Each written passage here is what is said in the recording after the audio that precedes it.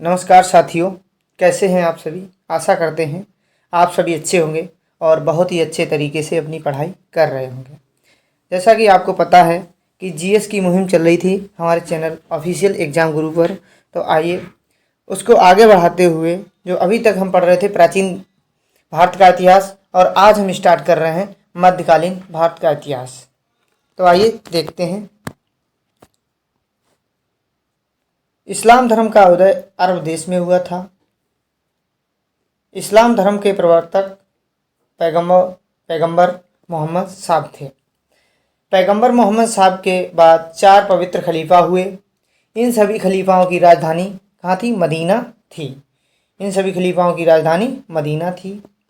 तुर्क मध्य एशिया की जो जनजाति थी वह खाना बदोश थी। अलब्तगीन ने तुर्कों के प्रथम स्वतंत्र राज्य की स्थापना की। अलब्तगीन की राजधानी गजनी थी। अलब्तगीन के बाद सुबुक्तगीन शासक बना। महमूद गजनवी सुल्तान की उपाधि धारण करने वाला पहला मुस्लिम शासक था। महमूद का भारत में प्रथम आक्रमण 1000 ईस्वी में हुआ।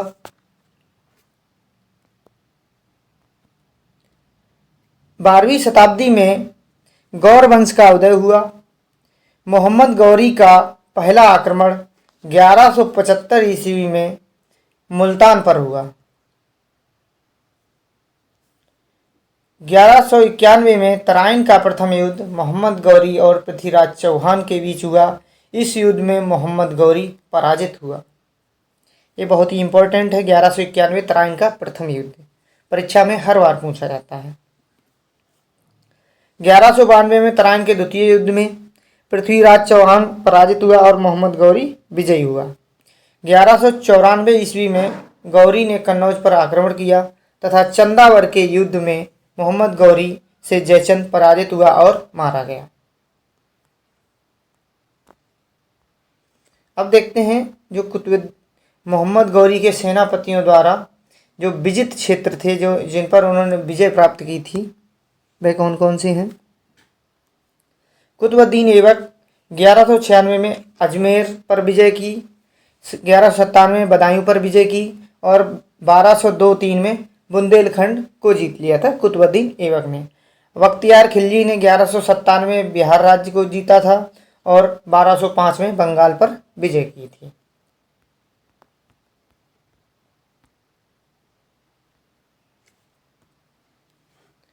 मोहम्मद गौरी ने सर्वप्रथम कुतुबुद्दीन ऐबक को हांसी की एकता प्रदान किया था।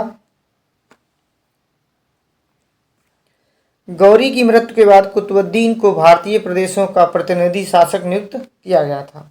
आइए अब चलते हैं दिल्ली सल्तनत की ओर।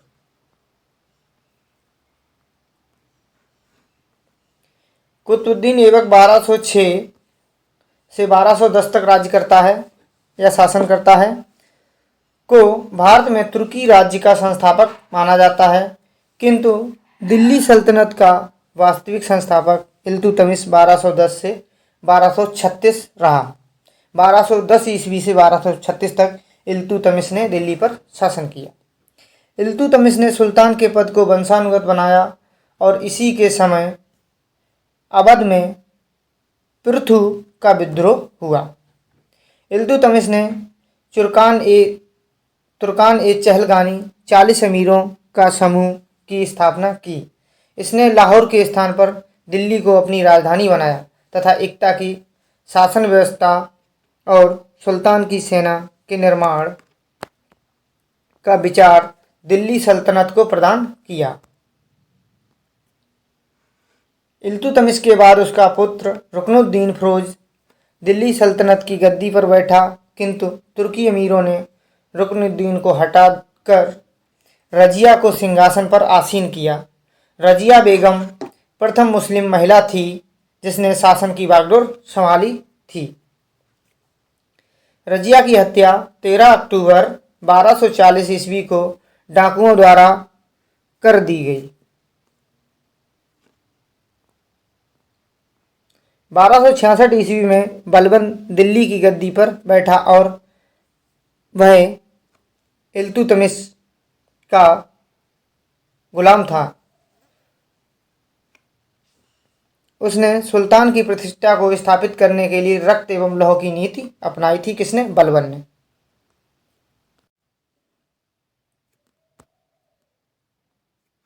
बलबन ने तुर्कान चहलगानी का दमन किया। बलबन ने एक सैन्य विभाग दीवाने अर्ज की स्थापना की। इसके अतिरिक्त उसने नवरोज प्रथा आरंभ की।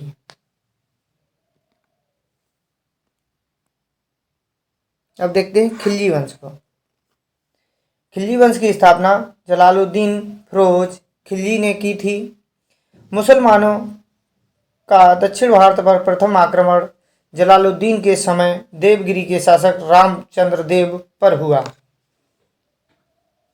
इसके समय ईरानी फकीर सीदी मौला को हाथी के पैरों तले कुचला गया था।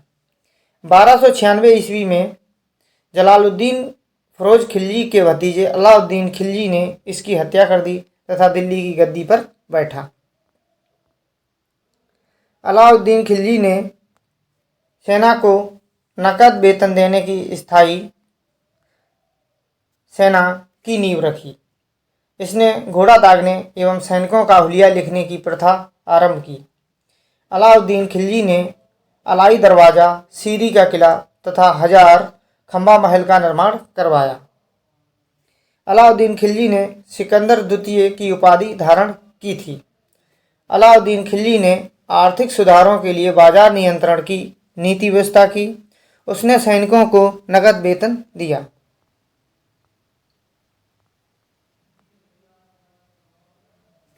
मुबारक शाह खिलजी ने स्वयं को खलीफा घोषित किया तथा इस्लाम खतरे में है के नारे लगाए थे। अब देखते हैं तुगलक वंश। गयासुद्दीन तुगलक ने 1320 ईस्वी में तुगलक वंश की स्थापना की तथा गाजी मालिक नाम से सिंहासन पर बैठा। किस नाम से? गाजी मालिक नाम से सिंहासन पर बैठा। गयासुद्दीन तुगलक नहरों का निर्माण करवाने वाला प्रथम शासक था तथा उसने दिल्ली के समीप तुगलकाबाद नामक एक नया नगर स्थापित किया था। गयासुद्दीन तुगलक के बाद जूना खां मोहम्मद बिन तुगलक के नाम से गद्दी पर बैठा।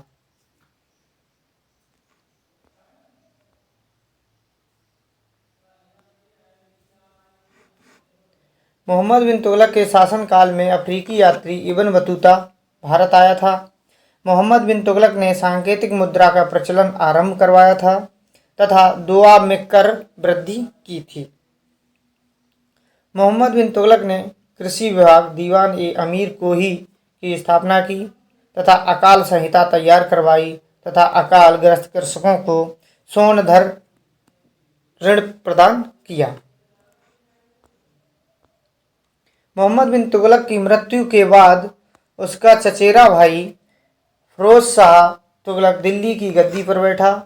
इसने ब्राह्मणों पर भी जजिया कर लगाया।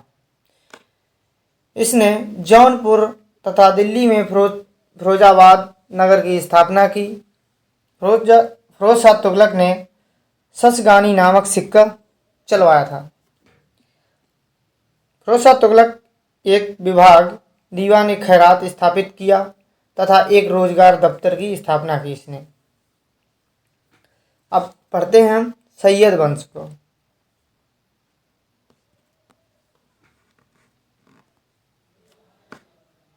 सैयद वंश का संस्थापक खिज्र खां था। उसने रैयत ए आला की उपाधि धारण की थी।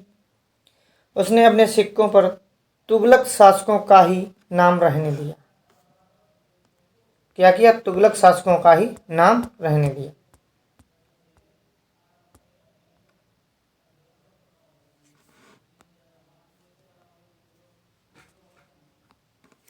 मुबारक शाह ने शाह की उपाधि धारण की तथा अपने नाम में खुतबा पढ़वाया। उसने तारीख मुबारक शाही के लेखक याहिया बिन सरहिंदी को संरक्षण प्रदान किया। अलाउद्दीन आलम शाह इस वंश का अंतिम शासक था। अब देखते हैं लोदी वंश। लोदी वंश की स्थापना जो थी बहलोल लोदी ने की थी। बहलोल लोदी अफगानों की एक महत्वपूर्ण शाखा शाहू खेल से संबंधित था। उसने बहलोली प्रकार के सिक्के चलवाए। बहलोल लोदी की मुख्य सफलता जौनपुर 1484 ईस्वी राज्य को दिल्ली सल्तनत में सम्मिलित करने की थी। यानी उसने जो था जौनपुर नगर दिल्ली में मिला लिया था, वही उसकी मुख्य सफलता थी। बहलोल लोदी के बाद सिकंदर लोदी 1489 से 1517 ईस्वी तक दिल्ली की गद्दी पर बैठा। सिकंदर लोदी ने आगरा की स्थापना की। सिकंदर लोदी ने नाप के लिए एक पैमाना गज सिकंदरी प्रारंभ किया या करवाया, जो प्रायः 30 इंच का होता था।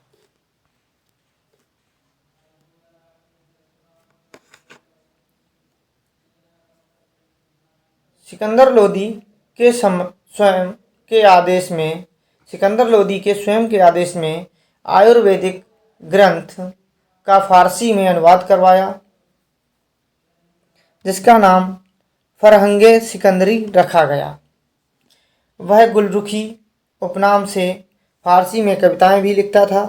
सिकंदर लोदी की मृत्यु के बाद इब्राहिम लोदी 1517 से 1526 ईस्वी तक दिल्ली के सिंहासन पर बैठा। 1517-18 में इब्राहिम लोदी व राणा सांगा के मध्य घोटाली का युद्ध हुआ, जिसमें लोदियों की हार हुई। कहाँ का युद्ध हुआ? 1517-18 में घोटाली का युद्ध। अप्रैल 1526 ईस्वी में पानीपत के मैदान में बाबर से युद्ध हुआ, जिसमें इब्राहिम लोदी मारा गया। इब्राहिम लोदी के बाद लोदी वंश का पतन हो गया तथा लोदियों के पतन से दिल्ली सल्तनत का भी अंत हो गया। बहलोल लोदी अमीरों को मनसद ए अली पुकारता था। अब देखते हैं सल्तनत काल का प्रशासन किसे कौन से विभाग दिए गए थे। आरिज ए मुमलिक सैन्य विभाग का नाम था। ईसा ए मुमालिक पत्राचार विभाग। मुशरिफ ए मुमालिक महालेखाकार। सहाना ए मंडी बाजार मूल्य नियंत्रण बाट माप की जांच करना। मुहतसिब लोगों के आचरण की जांच करता था।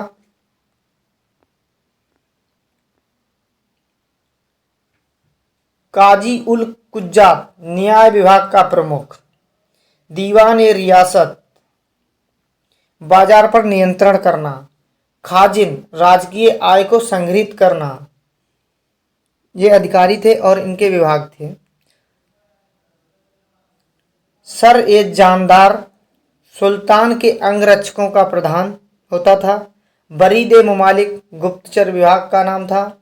सद्र ए सुदूर धर्म संबंधी कार्यों का प्रमुख। कोतवाल शहरों में शांति व्यवस्था बनाए रखना उसका यह कार्य था।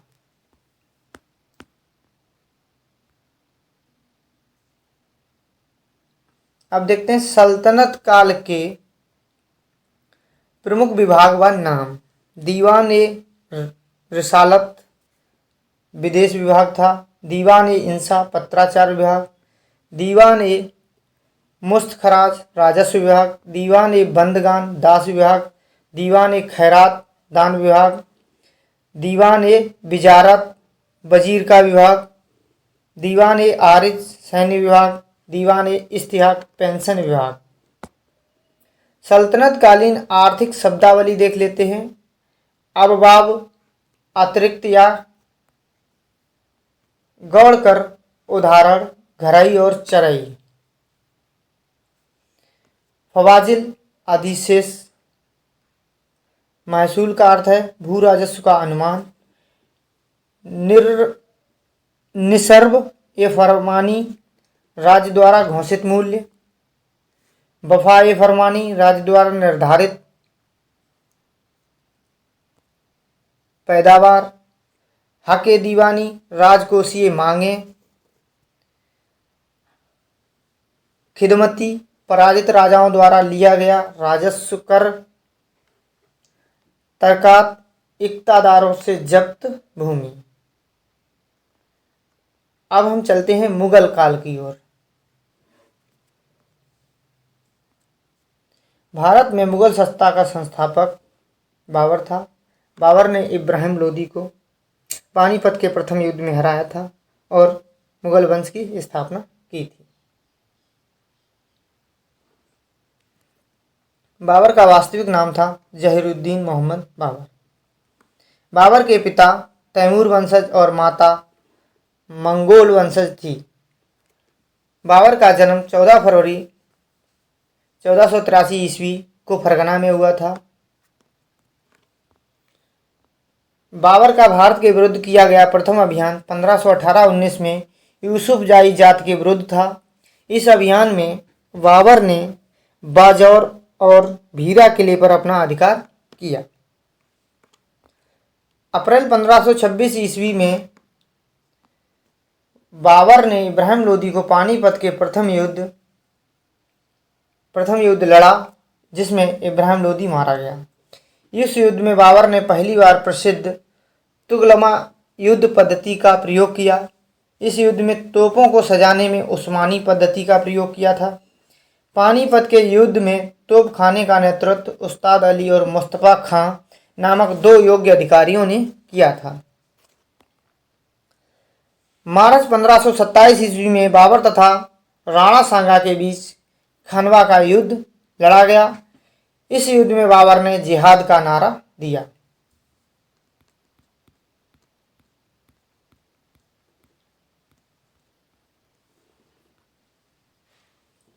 जनवरी 1528 ईस्वी में चंदेरी के शासक मेदिनी राय और बाबर के बीच चंदेरी का युद्ध लड़ा गया, जिसमें बाबर विजयी हुआ।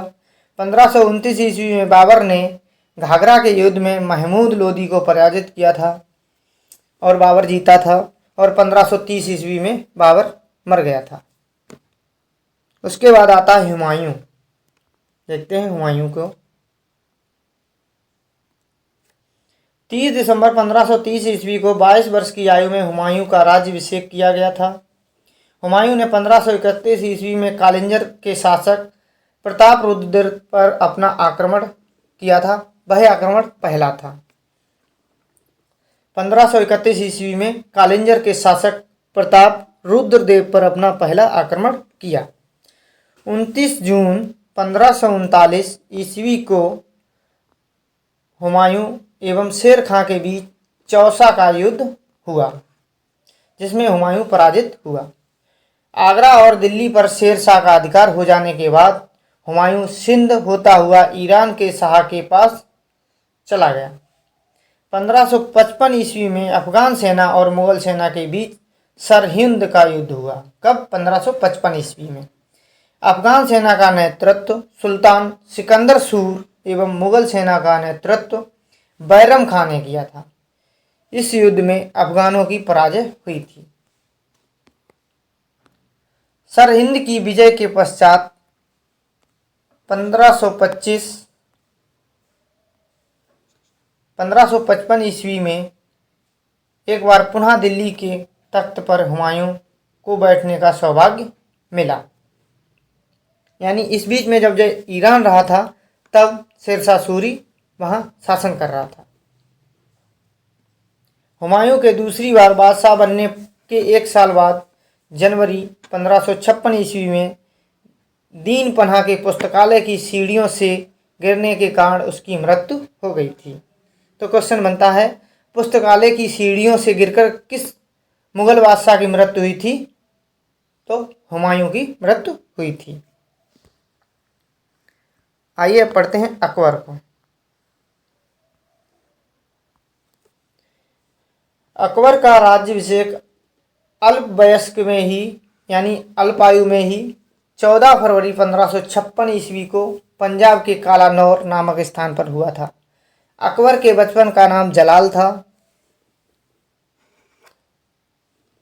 अकबर के शिक्षक का नाम अब्दुल लतीफ़ था। 1556 से 1560 तक बैरम खां ने अकबर का प्रशासन में संरक्षण दिया। बैरम खां की ईमानदारी के कारण खान ए खाना की उपाधि से सम्मानित किया गया था। यानी खान ए खाना की उपाधि बैरम खां को दी गई थी। 5 नवंबर 1556 में अकबर और हेमू के बीच पानीपत का द्वितीय युद्ध हुआ, जिसमें हेमू पराजित हुआ। फलतः अकबर को दिल्ली व आगरा का शासक घोषित किया गया। हेमू विक्रमादित्य की उपाधि धारण करने वाला भारत का 14वां शासक था।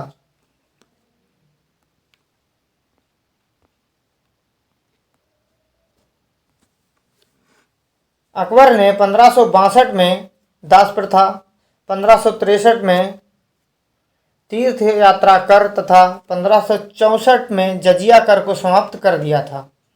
यानी दास प्रथा, तीर्थ यात्रा कर और जजिया कर को समाप्त कर दिया था अकबर ने। 1567 ईस्वी में अकबर ने चित्तौड़ के किले पर घेरा डाला और चित्तौड़ का राजा उदय सिंह भाग खड़ा हुआ। अकबर ने चित्तौड़ विजय के उपलक्ष्य में फतेहनामा जारी किया था। अकबर ने गुजरात विजय की स्मृति में फतेहपुर सीकरी में बुलंद दरवाजा बनवाया था। अकबर ने धार्मिक विषयों पर वाद विवाद के लिए 1575 में एक इबादत खाना की स्थापना की।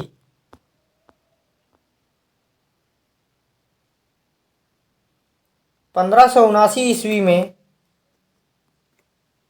अकबर ने महजरनामा की घोषणा की। महजर नामक दस्तावेज का प्रारूप शेख मुबारक शाह ने तैयार किया। 1582 ईस्वी में अकबर ने सभी धर्मों में सामंजस्य स्थापित करने के लिए तौहीद ए इलाही या दीन ए इलाही नामक एक नया धर्म प्रवर्तित किया। सूफी मत में आस्था जताते हुए अकबर ने चिश्ती संप्रदाय को प्रश्रय दिया। वह शेख सलीम चिश्ती का परम भक्त था। 1583 ईस्वी में अकबर ने एक नए कैलेंडर इलाही संवत को जारी किया। क्वेश्चन बनता है, इलाही संवत को किसने जारी किया है? तो अकबर ने जारी किया है। अकबर के दरबारी लेखक अबुल फजल ने अकबरनामा ग्रंथ की रचना की। 4 बाग बनाने की प्रथा अकबर ने शुरू की। अकबर वाद्य यंत्र नगाड़ा बजाने का शौकीन था। अब अकबर के बाद देखते हैं, आता है जहांगीर।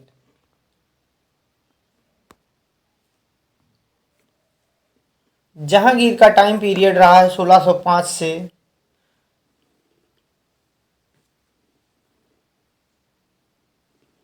1627 ईस्वी तक।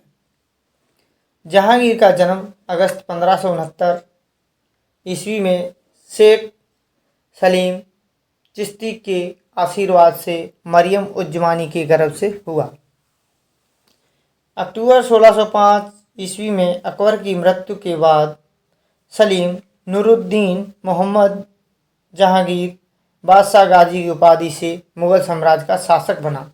तो इसे कौन सी उपाधि मिली? नूरुद्दीन मोहम्मद जहांगीर बादशाह गाजी। नूरजहां जहांगीर की पत्नी थी। इन दोनों का विवाह 1611 ईस्वी में हुआ था। नूरजहां के बचपन का नाम मेहरुनिसा था।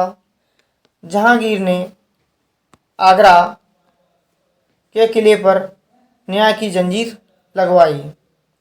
जहांगीर ने 1602 ईस्वी में वीर सिंह बुंदेला द्वारा अबुल फजल की हत्या करवा दी थी। अबुल फजल ने ही अकबरनामा लिखा था। जहांगीर ने 1612 ईस्वी में पहली बार रक्षाबंधन का त्यौहार मनाया और अपनी कलाई पर राखी बंधवाई। जहांगीर के शासनकाल में 1623 ईस्वी में शाहजादा खुर्रम शाहजहां के विद्रोह को महाबत खां ने दबाया। जहांगीर ने सूरदास को संरक्षण दिया और उसी के संरक्षण में सूरसागर की रचना हुई।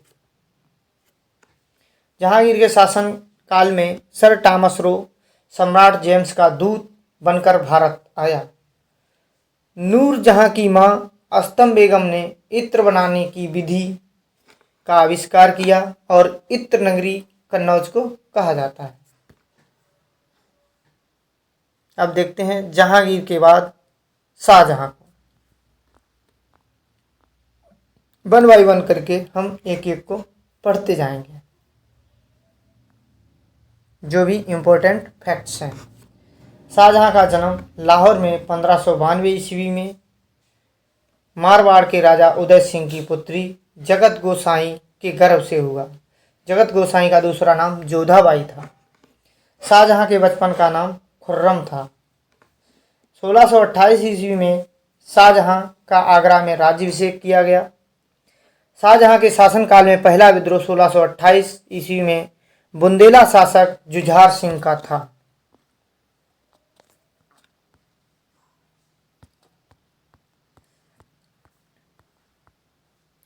मोहम्मद सैयद मीर जुमला ने शाहजहां को कोहिनूर हीरा भेंट किया था।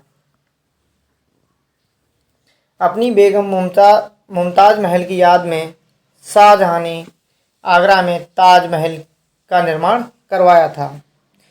मुमताज महल का असली नाम था अर्जुमंद बानो बेगम। 1638 ईस्वी में शाहजहां ने राजधानी को आगरा से दिल्ली स्थानांतरित किया। शाहजहां ने संगीतज्ञ लाल खां को गुड़ समुद्र की उपाधि प्रदान की।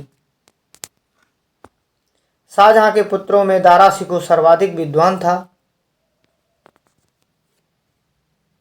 इसने सिर्र ए अकबर नाम से उपनिषदों का फारसी में अनुवाद करवाया। दारा एवं औरंगजेब के बीच 15 अप्रैल 1658 ईस्वी में धर्मट का युद्ध हुआ था। 8 जून 1658 को औरंगजेब ने शाहजहां को बंदी बना लिया। तब 1666 ईस्वी में 74 वर्ष की अवस्था में शाहजहां की मृत्यु हो गई।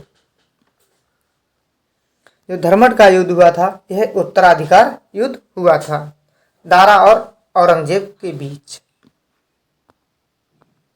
अब इसके बाद औरंगजेब शासक बनता है।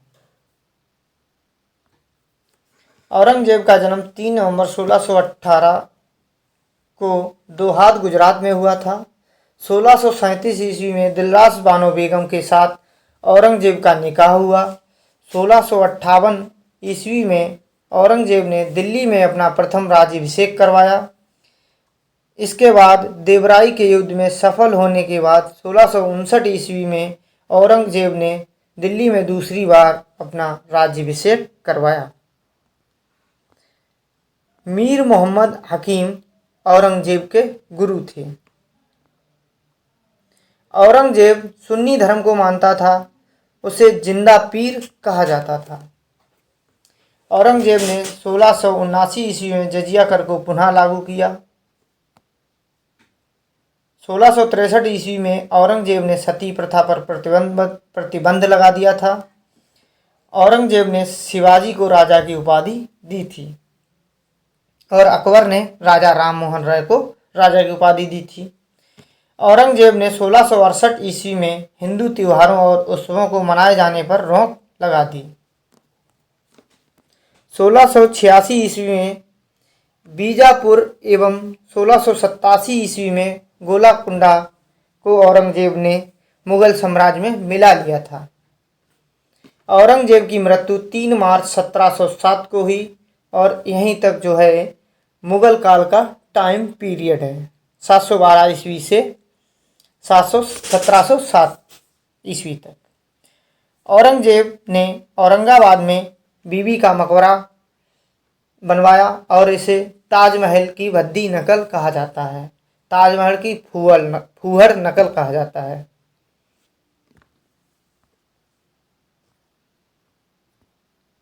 मुगल काल के प्रमुख अधिकारी एवं कार्य देख लेते हैं। सूबेदार जो होता था प्रांतों में शांति स्थापित करना उसका कार्य होता था। दीवान का कार्य था प्रांतीय राजस्व का प्रधान। बख्शी प्रांतीय सैन्य प्रधान होता था। कोतवाल नगर प्रधान हुआ करता था।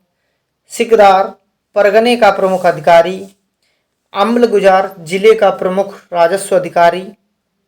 और आमिल ग्राम के कृषकों से प्रत्यक्ष संबंध बनाना एवं लगान निर्धारित करना।